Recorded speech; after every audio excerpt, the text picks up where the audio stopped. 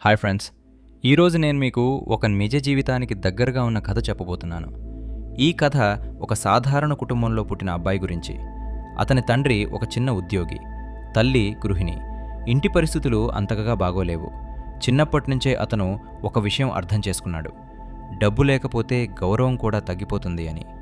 స్కూల్లో చదువుకుంటూ చాలాసార్లు ఫీజులు కట్టలేక ఇబ్బందులు పడేవాడు. ఒకసారి టీచర్ అందరి ముందు అతన్ని మందలించింది, ఫీజు ఎందుకు కట్టలేదని.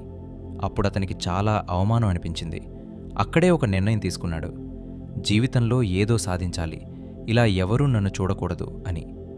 ఇంటికి వచ్చాక తండ్రిని చూశాడు. అతను ఎంత కష్టపడుతున్నాడో అర్థమైంది. ఆ రోజు నుంచి అతని జీవితం మారింది. రోజు స్కూల్కి వెళ్ళి సాయంత్రం చిన్న పనులు చేసేవాడు. రాత్రి అందరూ నిద్రపోతే అతను చదువుకునేవాడు. చాలాసార్లు అలసిపోయి ఇది నా వల్ల కాదు అనిపించింది. కానీ ప్రతిసారీ ఒకే ఆలోచన: నేనాగిపోతే నా కుటుంబం ఇలాగే ఉంటుంది అని. సంవత్సరాలు గడిచాయి. అతను కష్టపడి మంచి ర్యాంక్ సాధించాడు. తర్వాత ఒక మంచి ఉద్యోగం పొందాడు. అతని మొదటి జీతంతో తండ్రికి ఒక గిఫ్ట్ ఇచ్చాడు. అప్పుడు అతని తండ్రి కళ్ళల్లో ఆనందం చూసి అతను ఏడ్చేశాడు. అది కష్టం గెలిచిన క్షణం. ఫ్రెండ్స్, ఈ కథ మనకు ఒక నిజం చెప్తుంది: పరిస్థితులు ఎంత కష్టంగా ఉన్నా మన నిర్ణయం బలంగా ఉంటే మన జీవితం మారు. అవమానం కూడా ఒక మోటివేషన్ అవుతుంది. బాధ కూడా ఒక శక్తిగా మారుతుంది.